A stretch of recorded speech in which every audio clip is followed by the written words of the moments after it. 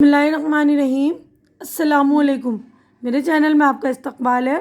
آج کی یہ ویڈیو 7ویں کلاس کی کتاب بال بھارتی کا سبق نمبر 18 قطب جنوبی کا مہم جو خطرناک مہم طے کرتا ہے اس کو بولتے ہیں مہم جو۔ تو آج ہم پڑھیں گے قطب جنوبی کا مہم جو، ہے نا۔ پہلی بات، آپ جغرافیہ میں قطب شمالی اور قطب جنوبی پڑھ چکے ہیں، کے متعلق پڑھ چکے ہیں۔ کرۂ زمین کے محور کے یہ دونوں سرے بالترتیب شمال اور جنوب میں واقع ہیں۔ قطب جنوبی دنیا کے 7 بر اعظموں میں سب سے دور، غیر آباد اور برف سے ڈھکے ہوئے بر اعظم انٹارکٹیکا پر واقع ہے۔ اس کا رقبہ چین اور بھارت کے رقبے کے برابر ہے۔ یہاں سورج کی کرنیں نہیں پہنچتی، اس لیے سال کے 6 مہینے یہاں رات کا اندھیرا چھایا رہتا ہے۔ یہاں برفانی ندیوں کا برف ساری دنیا کے 90% برف کے برابر ہے۔ غیر آباد ہونے کے باوجود دنیا کے مختلف ملکوں کے مہم جو اس بر اعظم کو سر کرنے کی کوشش کرتے رہے ہیں۔ بھارت میں نے بھی ڈاکٹر سید ظہور قاسم کی قیادت میں اپنی مہم جو ٹیم قطب جنوبی پر بھیجی تھی۔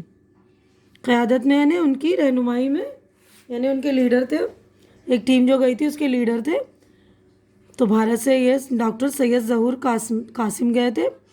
ہندوستان کے ماہر بحریات اور قطب جنوبی کے مہم جو سید ظہور قاسم ضلع الہ آباد کے رکسواڑہ گاؤں میں 31 دسمبر 1926 کو پیدا ہوئے۔ ان کے والد سید ضمیر قاسم یہاں کے زمیندار تھے۔ وہ کئی باغات کے مالک تھے، اردو فارسی میں شاعری بھی کرتے تھے۔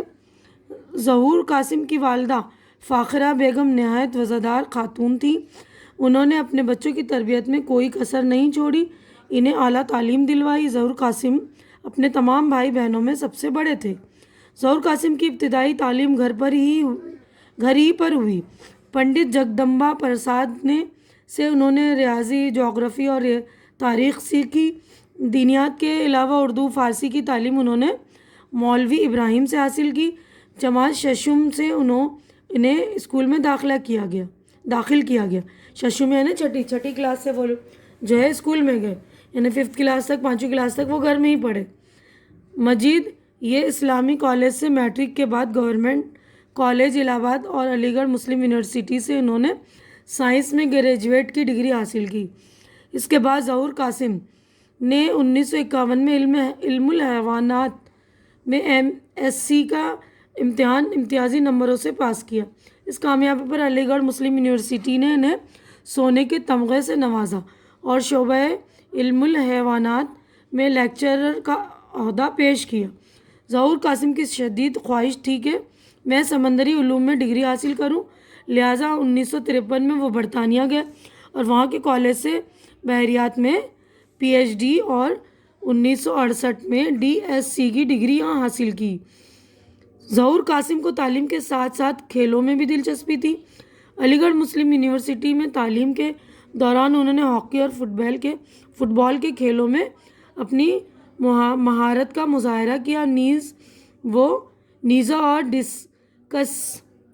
ڈسکس پھینکنے میں بھی وہ اپنا کمال دکھاتے تھے۔ ڈسک بولتے ہیں نا جسے، اور دیکھنے والوں کو حیرت میں ڈال دیتے تھے۔ علی گڑھ میں اسی شوق کی بنیاد پر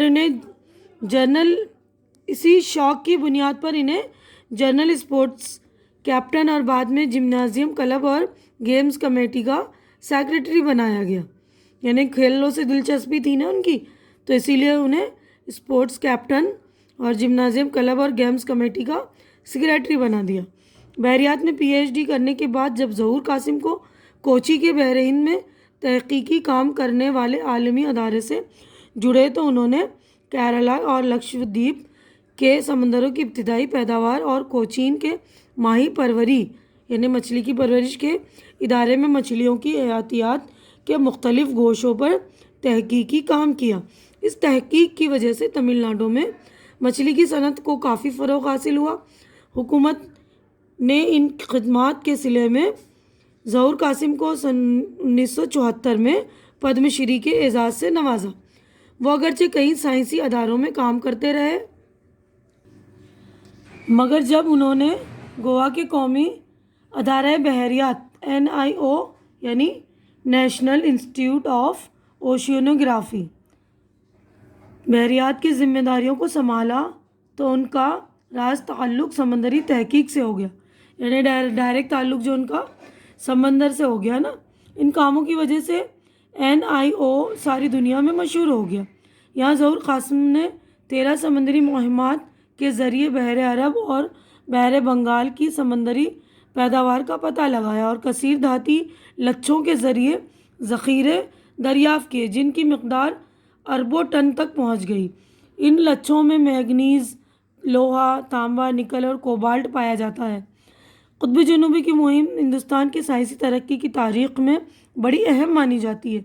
وزیر اعظم اندرا گاندھی کی شدید خواہش تھی کہ جاپان، فرانس، برطانیہ اور امریکہ کی طرح بھارت بھی قطب جنوبی کو سر کرے یعنی فتح کرے۔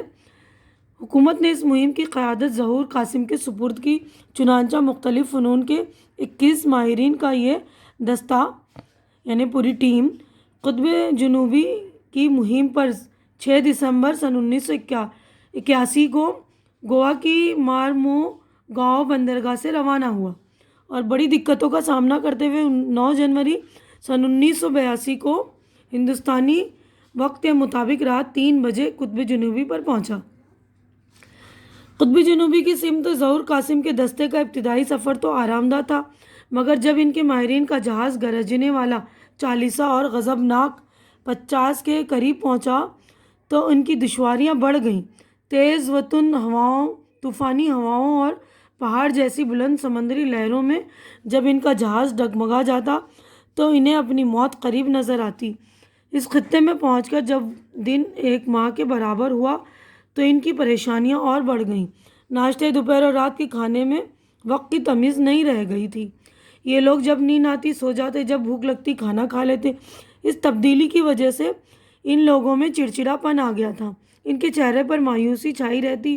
کبھی کبھار ان کا جہاز برف کے تودوں میں پھنس جاتا یا ان سے ٹکرا جاتا تو ان لوگوں پر خوف طاری ہو جاتا تھا۔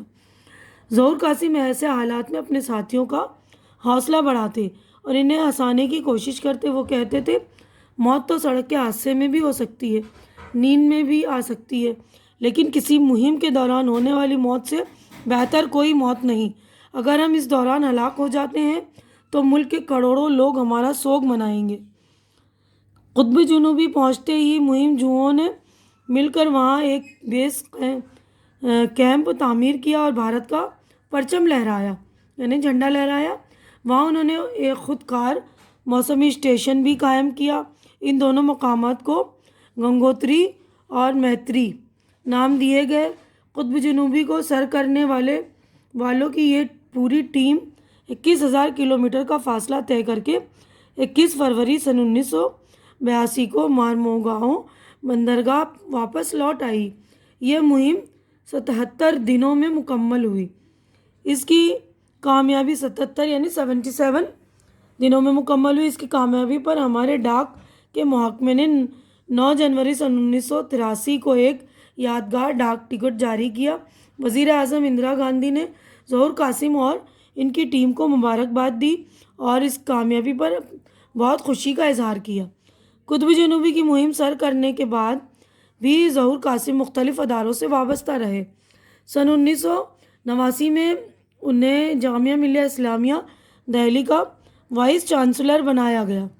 اس عہدے پر فائز ہوتے ہی انہوں نے جامعہ کی ترقی کے بہت سارے کام کیے۔ سائنس کے شعبے کی ترقی کو یقینی بنایا، جامعہ کی قدیم عمارتوں کی مرمت اور تزئین پر توجہ دی۔ قدیم یعنی پرانی عمارتیں کی مرمت کری اور اس کی تزئین یعنی کہ سجاوٹ، ڈیکوریشن وغیرہ کیا گیا، نئے طور پہ بنایا گیا، تو تزئین پر توجہ دی گئی، نئی عمارتیں تعمیر کروائیں، مختلف تعلیمی شعبے قائم کیے۔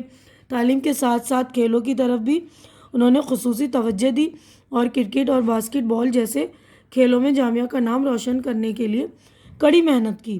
دنیا بھر میں ان کی خدمات کو سراہا گیا۔ حکومت ہند نے انہیں پدم بھوشن کے خطاب سے بھی نوازا۔ تحقیق کے ساتھ انہوں نے تصنیف و تالیف پر بھی توجہ دی۔ 12 کتابیں اور 250 تحقیقی مقالات ان کا تصنیفی سرمایہ ہے۔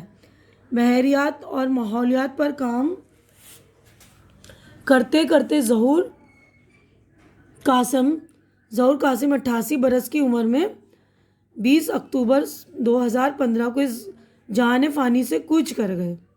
ٹھیک ہے، تو اچھی طرح سے آپ لوگوں کو یہ سبق سمجھ میں آ گیا ہوگا نا کہ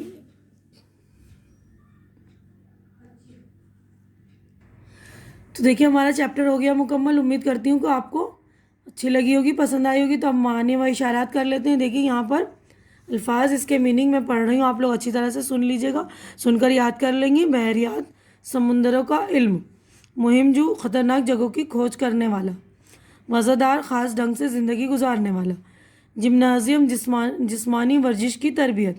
ماہی پروری، مچھلیوں کی پرورش، مچھلی پالن. NIO، نیشنل انسٹیٹیوٹ آف اوشنوگرافی، قومی ادارہ بحریات. گرجنے والا 40 ڈگری جنوبی عرض البلد. غضبناک 50 ڈگری جنوبی عرض البلد.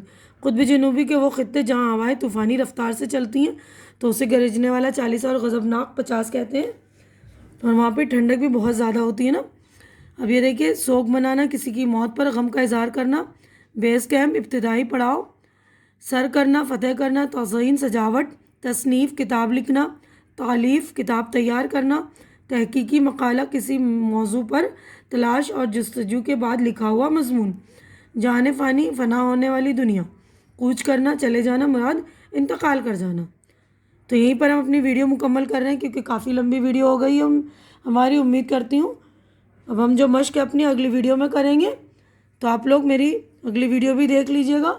اور امید کرتی ہوں کہ آپ کو یہ ویڈیو پسند آ رہی ہوگی. پسند آ رہی ہے تو اسے زیادہ سے زیادہ شیئر کیجیے تاکہ زیادہ جو ضرورت مند بچے ہیں جن کی ریڈنگ ویک ہے تو ان کو فائدہ پہنچے. اور آپ لوگ میرے چینل کو سبسکرائب کر کے میری حوصلہ افزائی کیجیے کیونکہ چینل کا سبسکرائب کرنا بالکل فری ہے. آپ لوگ چینل سبسکرائب کریں گے تو میری حوصلہ افزائی ہو جائے گی. تو پلیز میری حوصلہ افزائی کر دیا کریں. اب ہماری ملاقات جو اگلی ویڈیو میں ہوگی، تب تک کے لیے اللہ حافظ.